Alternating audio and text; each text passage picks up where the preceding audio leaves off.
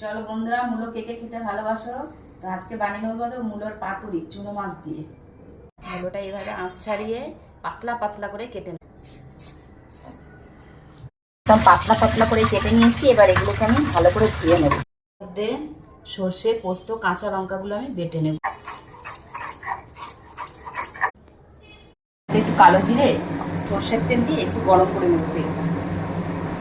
মূলোর মধ্যে চুনো মাছগুলো দিয়ে দিলাম,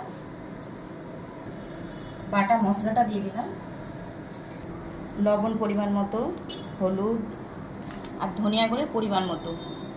গরম তেলটা এর মধ্যে দিয়ে এবার সব মাখিয়ে আর একটু ধনিয়া পাতা কুচু দিয়ে দিলাম। এবার সব একসাথে মিক্স করে নেব।